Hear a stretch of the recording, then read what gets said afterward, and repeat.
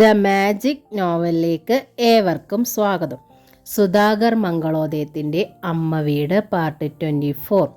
ഈ നോവൽ നിങ്ങൾക്ക് ഇഷ്ടമാകുന്നുണ്ടെങ്കിൽ ലൈക്ക് ചെയ്ത്, ഷെയർ ചെയ്ത്, സബ്സ്ക്രൈബ് ചെയ്ത് ഹൈപ്പും കൂടി ചെയ്യണേ. എൻ്റെ അമ്മയുടെ ആശീർവാദം ഉണ്ടെങ്കിൽ ഞാൻ തയ്യാറാമേ. പക്ഷേ ഞാനിപ്പോൾ കട്ട് ചെയ്യുക. ഇത്തിരി നേരം ആരും അറിയാതെ എനിക്ക് എവിടെയെങ്കിലും ചെന്നിരുന്നെന്ന് കരയണം. എന്നിട്ട് ഞാൻ സുലോചനയുടെ അരികിലേക്ക് പോവുകയാണ്. ഉറങ്ങാതെ ഞാൻ ആ പാവത്തിൻ്റെ അരികിലിരിക്കും. പിന്നീട് ശബ്ദമൊന്നും കേൾക്കാതായപ്പോഴാണ് ശ്രുതി കോൾ മുറിച്ച കാര്യം തന്നെ ടീച്ചർ അറിഞ്ഞത്. അവർ അകത്ത് കടന്നു ചെന്നു. ചച്ചുവിൻ്റെ കിടക്കക്കരിയിലിരുന്നതും ജനാലയ്ക്കൽ നാരായണനെത്തി. ആരെയാ അമ്മയെ വിളിച്ചത്? ഓപ്പോൾമാരെയാ? അല്ല മോനെ, ശ്രുതിയെയാ. ഉണ്ണി എങ്ങനെ ഇരിക്കുന്നു എന്നറിയാനാ. സുഖമായോ അമ്മേ? എന്നാ ഡിസ്ചാർജ് ആവുക? താമസിക്കില്ലെന്നാ ആ കുട്ടി പറഞ്ഞത്. ഡിസ്ചാർജ് ആയ അമ്മയെ കാണാൻ ഇങ്ങോട്ട് വരില്ലേ ഉണ്ണി? പറഞ്ഞു കൊടുക്കില്ല ശ്രുതിക്കുട്ടി. എൻ്റെ അവസ്ഥ അവൾക്കറിയാം. എത്ര നാൾ പറഞ്ഞു കൊടുക്കാതിരിക്കും? അമ്മയെ തിരക്കാതിരിക്കാൻ കഴിയും അമ്മേ ഉണ്ണിക്ക്? ടീച്ചറുടെ മുഖം കുനിഞ്ഞു.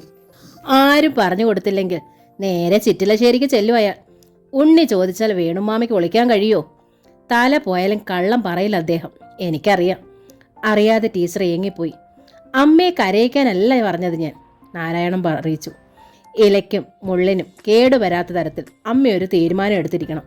ഉണ്ണി ഡിസ്ചാർജ് ആയ ശേഷം ആലോചിക്കാൻ നിരീക്ഷിക്കരുത്. എന്തേലും ഒരു പോംവഴി കണ്ടേ പറ്റൂ.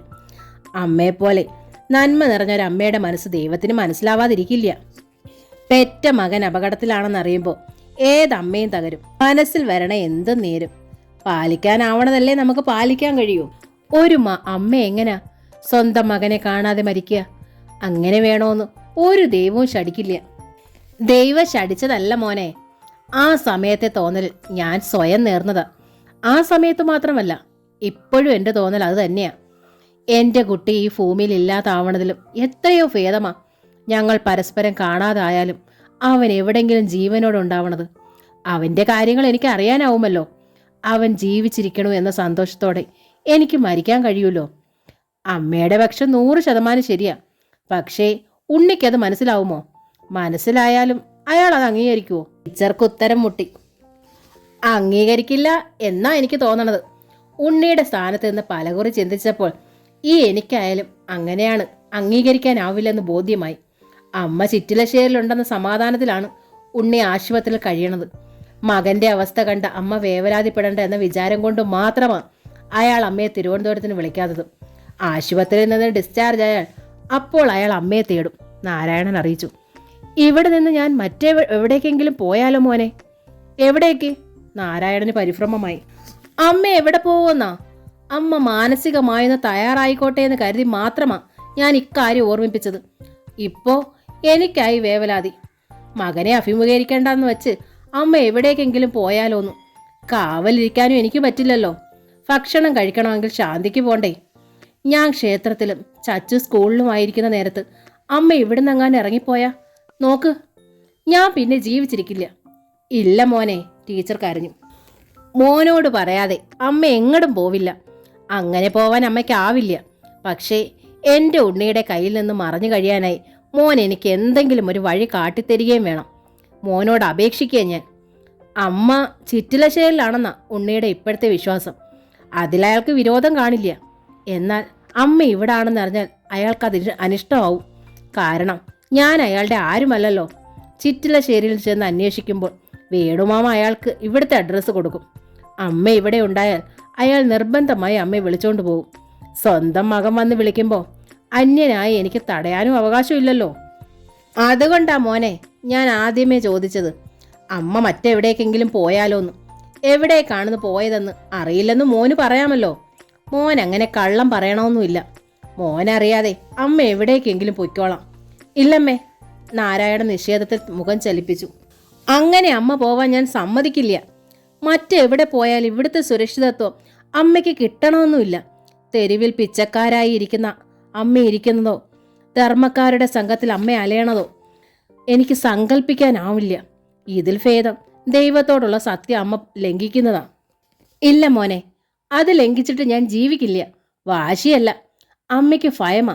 ഞാൻ എൻ്റെ സത്യം ലംഘിച്ചാൽ എൻ്റെ കുട്ടിയുടെ ജീവൻ ദൈവം തിരിച്ചെടുത്താലോ? ഇല്ല, എനിക്കത് സങ്കല്പിക്കാനാവില്ല.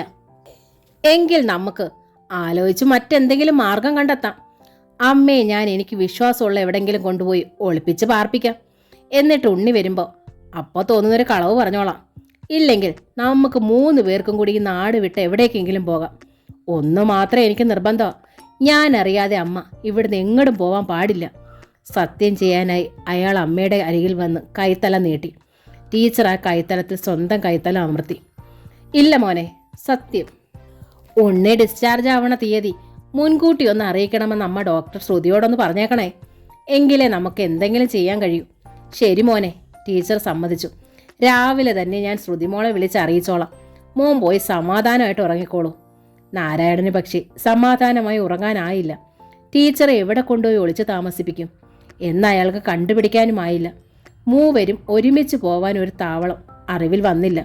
പുതിയ ഒരിടത്ത് ചെന്നാൽ ഒരു ശാന്തി തരപ്പെടുക ബുദ്ധിമുട്ടുള്ള കാര്യമാണ്. സ്വന്തം പേരിലുള്ള മഠമായതുകൊണ്ട് എവിടേക്കെങ്കിലും പോകും മുമ്പ് അത് വിറ്റ് പണമാക്കേണ്ട ബാധ്യതയുമുണ്ട്. വിൽക്കാതെ പോയാൽ എന്നെങ്കിലും തിരിച്ചു വരുമ്പോൾ ഉണ്ണിയുടെ മുന്നിൽ താൻ കുറ്റവാളിയായി തീരും. വൃദ്ധയായ അമ്മയെ തട്ടിക്കൊണ്ടുപോയതായി ഉണ്ണി പത്ര അറിയിപ്പ് കൊടുത്താൽ തങ്ങൾ എവിടെ ചെന്നൊളിച്ചാലും പിടിക്കപ്പെടുമെന്നതും ഉറപ്പ്. എത്തും പിടിയുമില്ലാതെ ആലോചനയിൽ ഉണർന്നു കിടക്കെ മൊബൈലിൽ നിന്നുണർന്ന് അലാറം മുഴങ്ങി. അതോടെ നാരായണൻ കിടക്ക വിട്ട് എണീറ്റു. നാരായണ ക്ഷേത്രത്തിന് പോയ ശേഷമാണ് ടീച്ചർ കുളിച്ചത്. നിലവിളക്ക് കൊളുത്തി പ്രാർത്ഥന ചൊല്ലിക്കഴിഞ്ഞ് ശ്രുതിയെ വിളിക്കാമെന്ന് തീരുമാനിച്ചു. സുലോചനയുടെ കാര്യം അറിയാനായിരുന്നു തിടുക്കം. കത്തിച്ച നിലവിളക്കിന് മുന്നിലിരുന്ന് ടീച്ചർ സഹസ്രനാമം ഉരുവിടുമ്പോൾ മുറിയിൽ നിന്ന് മൊബൈലിൻ്റെ സംഗീതം കേൾക്കായി. നാമജപം പൂർത്തിയാകുമ്പോഴേക്കും മൊബൈലിൽ 3 തവണ കോൾ വന്നു കഴിഞ്ഞിരുന്നു.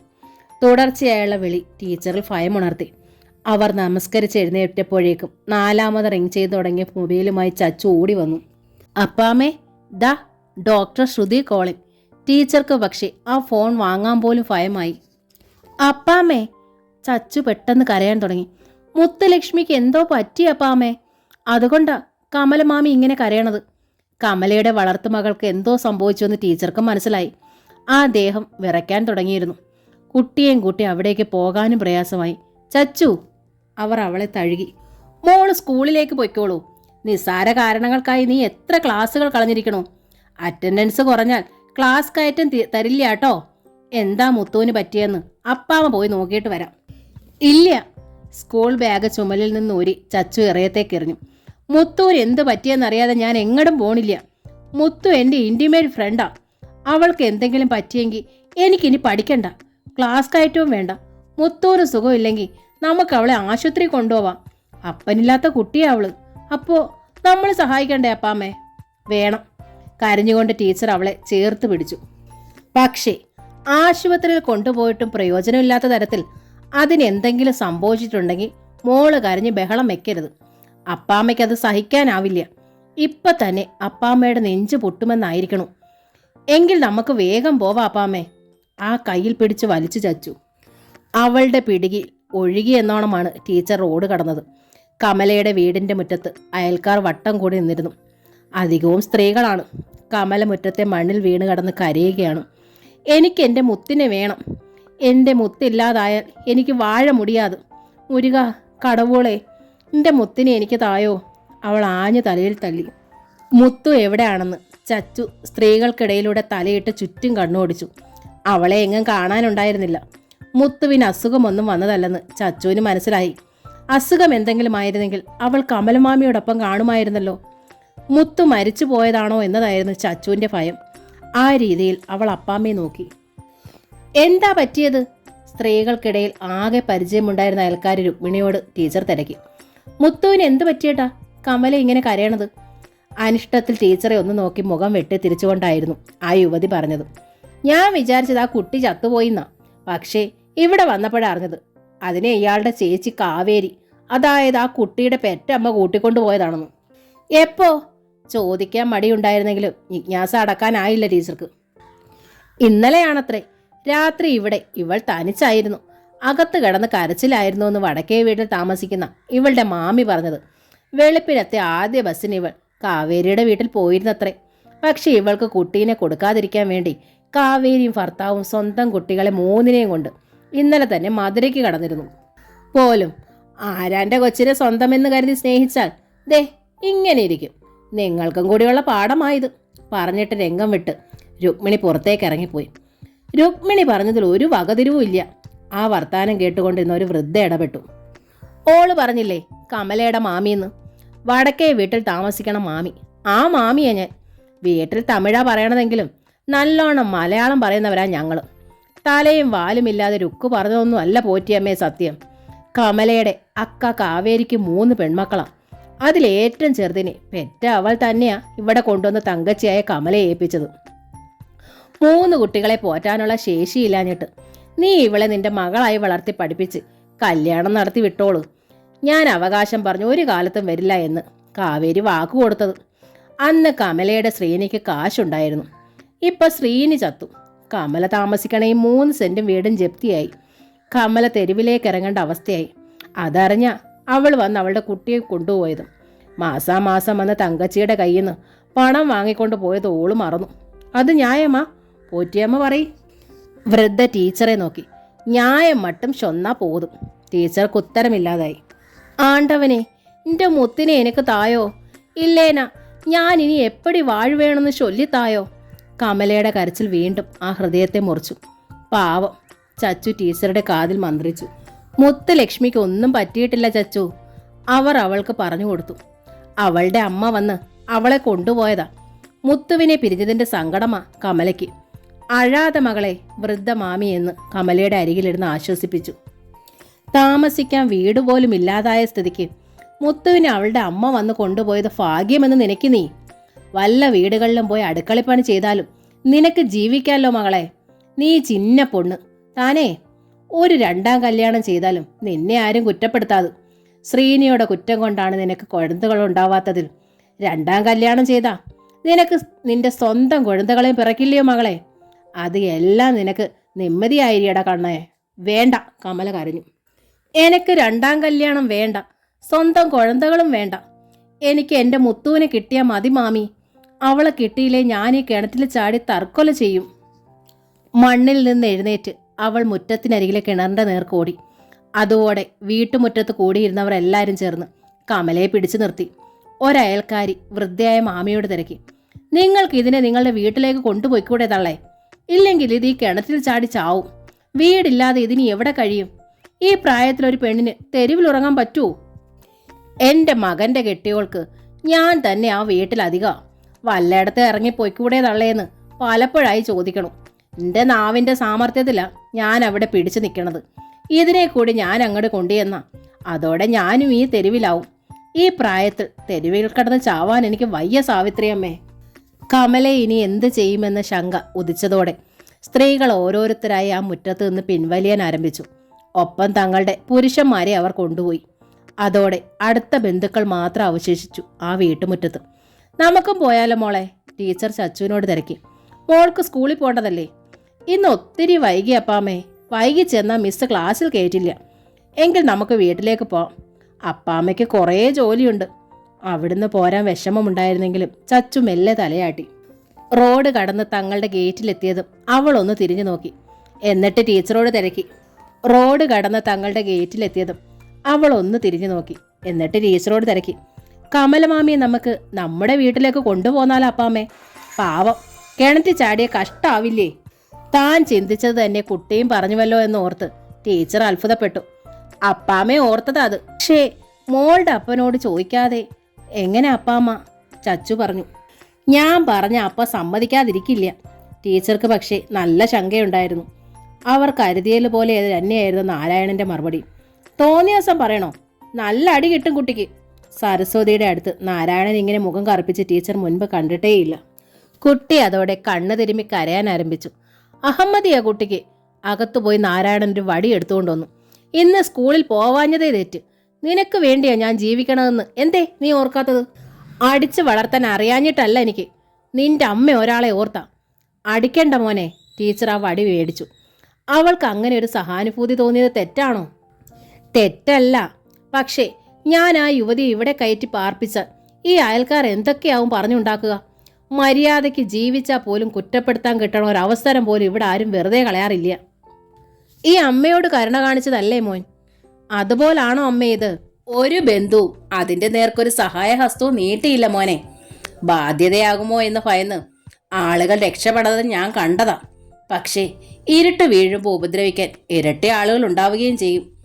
കുടുംബശ്രീ അടക്കം ധാരാളം സാമൂഹ്യ സംഘടനകൾ ഉള്ളതാ അമ്മ ഇവിടെ. അവൾക്ക് സഹായം തേടി ചെല്ലാമല്ലോ. ഭർത്താവ് നഷ്ടപ്പെട്ട പുറകെ ഏക സാന്ത്വനമായിരുന്ന കുട്ടി കൂടി പോയതോടെ ആ പാവം ഭ്രാന്തിന്റെ വക്കിലായി മോനെ. എവിടെ രക്ഷ കിട്ടുമെന്ന് അറിയാനുള്ള വിവേകവും ഇല്ല അതിനിപ്പോ. എങ്കിൽ പിന്നെ പോലീസിൽ അറിയിക്കാം നമുക്ക്. അവർ പ്രൊട്ടക്റ്റ് ചെയ്തോളും.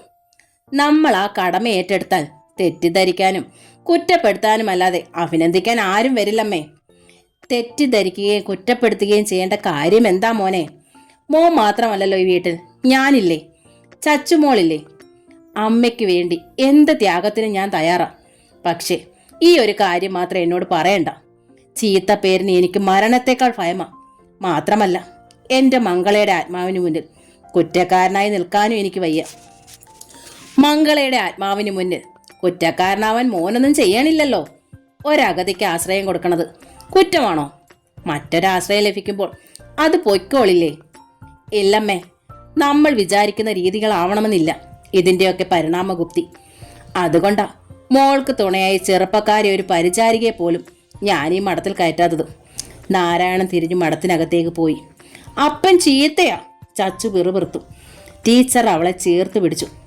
അല്ല മോളെ, മോളുടെ അപ്പനെ പോലെ നല്ലയാളെ അപ്പയമ്മ വേറെ കണ്ടിട്ടില്ല. ഞാൻ പെറ്റ മകൻ പോലും ഇത്ര വരില്ല. കുറച്ച് വലുതാകുമ്പോഴേ അപ്പാമ്മയുടെ ചച്ചുവിനത് മനസ്സിലാവൂ. പാവം കമലമാമി, ചച്ചു കരഞ്ഞു. അതിനി എവിടേക്ക് പോകുമെന്ന് ഓർത്തിട്ട് എനിക്ക് സഹിക്കാൻ പറ്റണില്ല അപ്പാമ്മേ. മോളുടെ സങ്കടം അപ്പാമ്മയ്ക്ക് മനസ്സിലാവണുണ്ട്. നമ്മൾ പക്ഷെ എന്താ ചെയ്യുക? നമ്മളെക്കാൾ ഉത്തരവാദിത്തപ്പെട്ട ഒരാളുണ്ടല്ലോ മുകളിൽ, അദ്ദേഹം നോക്കിക്കോളും മോളൂ. അതാരാ അപ്പാമ്മേ? അത് മോൾക്കറിയില്ലേ? ദൈവം. തെരുവിൽ തനിച്ചായപ്പോയ അപ്പാമ്മയെ മോളുടെ അപ്പൻ്റെ അരികിൽ എത്തിച്ചതാരാ? അതും ദൈവമല്ലേ? ആ ദൈവം എല്ലാവർക്കും തുണയാകും. കുട്ടിയെ അങ്ങനെ ആശ്വസിപ്പിച്ചെങ്കിലും ടീച്ചറുടെ ഉള്ളിൽ കുറ്റബോധം കനത്തിരുന്നു. ചിറ്റിലശ്ശേരിയിലെ 16 കെട്ടിനുള്ളിൽ താൻ സംരക്ഷിച്ചിരുന്ന നന്ദിനിയെയും യശോദയും ദാക്ഷായണി അമ്മയും ശാരികയും സുപ്രനെയും എല്ലാം അവർ ഓർത്തു. എല്ലാവരും പല വഴിക്കായിപ്പോയി. ദാക്ഷായണി അമ്മയും ശാരികയും തൻ്റെ കൺമുന്നിൽ വെച്ച് തന്നെ ഇല്ലാതായി. ആരെയും തനിക്ക് രക്ഷിക്കാനായില്ല. അപ്പോൾ പിന്നെ പരസ്പരം പരിചയപ്പെടാൻ പോലും കഴിയാത്ത ആ പാവ യുവതിയെക്കുറിച്ച് ഓർത്ത് ഖേദിച്ചിട്ട് എന്ത് കാര്യം? ടീച്ചർ നാരായണന്റെ അറയുടെ വാതുക്കലെത്തി. കിടക്കയിൽ അവശനെ പോലെ തളർന്നു കിടക്കുകയാണ് അയാൾ. മോനെ, ടീച്ചർ വിളിച്ചു. മോൻ ആഹാരം കഴിക്കണ്ടേ? വിശക്കണില്ലമ്മേ. ആ സ്വരത്തിന് ഇടർച്ചയുണ്ടായിരുന്നു. മോൾ ഒന്നും കഴിച്ചിട്ടില്ല. മോൻ വരാതെ അവൾ കഴിക്കില്ല എന്നറിയാലോ. നാരായണൻ കിടക്കയിൽ എഴുന്നേറ്റിരുന്നു. എൻ്റെ മംഗള ജീവനോടുണ്ടായിരുന്നെങ്കിൽ ഞാൻ അതിനെ ഈ വീട്ടിൽ കയറ്റി താമസിപ്പിച്ചേനെ, എൻ്റെ അനിയത്തിയുടെ സ്ഥാനത്ത്. പക്ഷെ ഇപ്പോൾ ഞാൻ എങ്ങനെ ചെയ്താ? അമ്മയ്ക്ക് മനസ്സിലാവണുണ്ട് മോനെ. അമ്മയുടെ പക്ഷത്തുനിന്നാ തെറ്റു വന്നത്. അമ്മ മോനോട് അങ്ങനെ നിർബന്ധിക്കാൻ പാടില്ലായിരുന്നു. അമ്മയോട് ഇത്രയും കരുണ കാണിച്ച മോൻ എന്തേലും ഒരു നിർവാഹമുണ്ടായിരുന്നെങ്കിൽ കമലയെ സഹായിക്കുമായിരുന്നു എന്ന് അമ്മയ്ക്കറിയാം. അമ്മ വിഷമിക്കേണ്ട. നാരായണൻ പുഞ്ചിരിയോടെ എഴുന്നേറ്റു. നിസ്സാരമായി കമലയെ സഹായിക്കാൻ കഴിയണം നിരവധി പേരും കുറച്ച് സംഘടനകളും ഉണ്ടമ്മേ ഈ തെരുവിൻ്റെ ഇരുപുറത്തും. അവരിൽ ആർക്കെങ്കിലും അതിനോട് അലവ് തോന്നാതിരിക്കില്ല. 3 പേരും ഒരുമിച്ചിരുന്നാണ് ഊണ് കഴിച്ചത്. ടീച്ചറുടെ മനസ്സിൽ അപ്പോഴും കമലയായിരുന്നു. അതുകൊണ്ട് അവർക്ക് ചോറിറങ്ങാൻ പ്രയാസമായി. വൈകുന്നേരം കാപ്പികുടിയും കുളിയും കഴിഞ്ഞ് നാരായണ ക്ഷേത്രത്തിലേക്ക് പുറപ്പെട്ടു. അയാളെ യാത്ര അയക്കാനെന്നോണം ടീച്ചറും ചച്ചു ഗേറ്റ് വരെ അനുയാത്ര ചെയ്തു. നാരായണൻ കാണാമറയത്തെത്തിയതും കമലയുടെ കൊച്ചു വീട്ടിലേക്ക് ടീച്ചറൊന്ന് എത്തി നോക്കി. കാതോർത്തിട്ടും കരച്ചിലിൻ്റെ ശബ്ദമൊന്നും കേൾക്കാനായില്ല. മുറ്റത്ത് ആളും അനക്കവുമില്ല. കമലയെ ബന്ധുക്കൾ ആരെങ്കിലും കൂട്ടിക്കൊണ്ടുപോയിരിക്കുമെന്നുള്ള സമാധാനത്തിൽ അവർ തിരിഞ്ഞു നടക്കാൻ ഒരുങ്ങുമ്പോഴാണ് വഴിയിൽ നിന്നൊരു ചോദ്യം. സുഖമാണോ പോറ്റിയമ്മേ? തിടുക്കപ്പെട്ട് ടീച്ചർ തിരിഞ്ഞു. വീടുകൾ തോറും പച്ചക്കറി കച്ചവടം നടത്തുന്ന ശിവമണിയായിരുന്നു. ചേലയും മൂക്കൂത്തിയും ഒക്കെയുള്ള മധ്യവയസ്ക. കമലയെ പോലെ തന്നെ തമിഴ് വംശജയാണ്. സുഖമാണ് ശിവ, ടീച്ചർ പുഞ്ചിരിച്ചു. എന്നിട്ട് തിരക്കി, കമലയെ ബന്ധുക്കൾ ആരെങ്കിലും കൂട്ടിക്കൊണ്ടുപോയോ? അതറിയാൻ ആകാംക്ഷപ്പെട്ടിരിക്കുക ഞാൻ. ശിവമണി ആ ഭാഗത്താണല്ലോ താമസിക്കണത്. ആ ഭാഗത്തൊക്കെ തന്നെയാ. ശിവമണി തലയാട്ടി. പക്ഷേ ആര് കൂട്ടിക്കൊണ്ടുപോവാനാ പോറ്റിയമ്മേ? ആ കുട്ടിയെ കൊണ്ടുപോയത് കാരണം അവൾക്ക് മുഴു ഭ്രാന്തായില്ലേ? സുബോധമുള്ളവരെ സംരക്ഷിക്കാൻ പോലും ഇന്ന് ആളുകൾക്ക് മനസ്സില്ല. അപ്പൊ പിന്നെ തലയ്ക്ക് വെളിവില്ലാത്തതിനെ ആര് കൈയേക്കും? സ്വന്തം അക്കാവല്ലേ ഈ ചതി ചെയ്തത് എന്ന് വെച്ച് അവളെ കുറ്റപ്പെടുത്താനാവോ? വീടും കൂടുമില്ലാത്ത ഒരുത്തിയോടൊപ്പം എങ്ങനെയാ വയസ്സറിയിക്കാറായ ഒരു പെൺകുട്ടിയെ നിർത്തുക? ഈ തെരുവാണെങ്കിൽ അടുത്ത കാലത്തായി തനി റൗഡി തെരുവ. മർദ്ദിച്ച് നടക്കുക ചെക്കന്മാര്. മോന്തി കഴിഞ്ഞ് തെരുവിലിറങ്ങി നടന്ന കയ്യുമ്മേ കയറി പിടിക്കാൻ ഒരു മടിയില്ലേ അവറ്റോക്ക്? ദേഹം തളരണതുപോലെ തോന്നി ടീച്ചർക്ക്. എങ്കിലും അവർക്ക് കിതപ്പടക്കി അന്വേഷിച്ചു. കമല അപ്പ എവിടാ? ആ വീട്ടിൽ തന്നെയുണ്ട്. ജപ്തി ചെയ്തവര് വീട് പൂട്ടിക്കൊണ്ടു പോയില്ലേ, അതുകൊണ്ട് അകത്ത് കയറാൻ നിർവൃത്തിയില്ല. കിണറ്റിൽ ചാടുമെന്ന് പറഞ്ഞ് അവള് ബഹളം തുടങ്ങിയപ്പോൾ അയൽക്കാര് ആണുങ്ങൾ ചേർന്ന മുറ്റത്തെ ഒറ്റ തെങ്ങുമേൽ ചങ്ങല കൊണ്ട് പൂട്ടിയിട്ടിരിക്കുക. കൃഷ്ണ, ടീച്ചർ കരഞ്ഞുപോയി. ഇടവപ്പാതി കാലമല്ലേ, രാത്രി മഴ പെയ്താ അതവിടെ കിടന്ന് നനഞ്ഞു ചാവില്ലേ? എന്നച്ച് എന്താ അപ്പ കാട്ടാ പോറ്റിയമ്മേ? ശിവമണി കൈമലർത്തി. നാളെ നാട്ടുകൂട്ടം കൂടുമ്പോൾ എന്തേലും ഒരു തീരുമാനം ഉണ്ടാവും. അതുവരെ അവിടെ കിടക്കട്ടെ. അഴിച്ചു വിട്ടിട്ട് അത് കിണറ്റിൽ ചാടി ചത്ത ആരുത്തരം പറയും? നാളെ നാട്ടുകൂട്ടം പറഞ്ഞ ഏതേലും ഭ്രാന്താശുപത്രിയിലാക്കും. അതേ വഴിയുള്ളൂ. ആ സ്ത്രീ നടന്നുപോയി. സന്ധ്യയ്ക്ക് കോരിച്ചൊരിയുന്ന മഴ തുടങ്ങി. രാത്രി വൈകിയാണ് നാരായണൻ വന്നത്. കമലയെ പറ്റി ഒരക്ഷരവും ടീച്ചർ അയാളോട് പറഞ്ഞില്ല. രാത്രി അവർ ആഹാരം കഴിച്ചില്ല. ഇടതടവില്ലാതെ ഓം നമോ ഭഗവതേ വാസുദേവായ ജപിച്ചുകൊണ്ടിരുന്നു. അപ്പാമ്മയെ കെട്ടിപ്പിടിച്ച് ചച്ചു. പോണ്ട ഉറക്കമായി. അപ്പോഴാണ് പുറത്തെ വാതിൽ തട്ടുന്ന ശബ്ദം കേൾക്കാറായത്. ഒപ്പം ഒരു നിലവിളി. അമ്മ, വാതിൽ തുറക്കമ്മ, കടവൂള നനച്ചൊന്ന് വാതിൽ തുറക്കമ്മ. ആ സ്വരം ടീച്ചർ തിരിച്ചറിഞ്ഞു. കിടക്കയിൽ നിന്ന് അവർ പെടഞ്ഞെഴുന്നേറ്റു.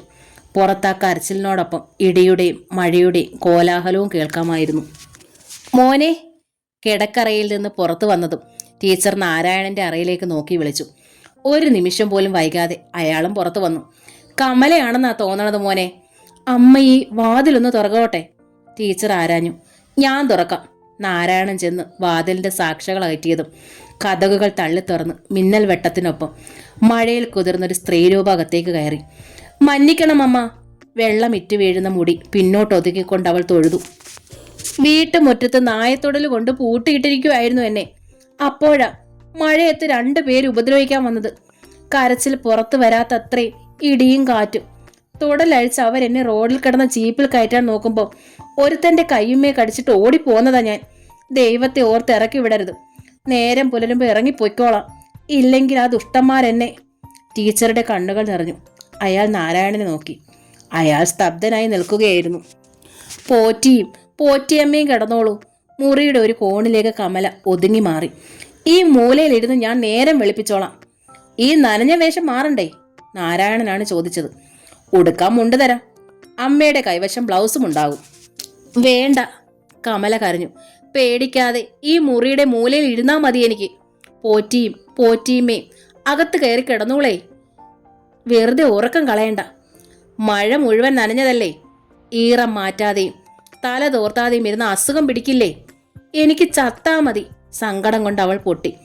ആരുമില്ലാത്ത ഞാൻ എന്തിനാ ജീവിക്കണത്? നല്ല സ്പഷ്ടമായും വൃത്തിയുമായാണ് അവൾ കാര്യങ്ങൾ പറയുന്നതെന്ന് ടീച്ചർ ഓർത്തു. ആ വർത്തമാനത്തിൽ ഭ്രാന്തിന്റെ യാതൊരു ലക്ഷണവും അവർക്ക് അനുഭവപ്പെട്ടില്ല. കുട്ടിക്കപ്പോൾ ഭ്രാന്താണെന്ന് പറഞ്ഞത്?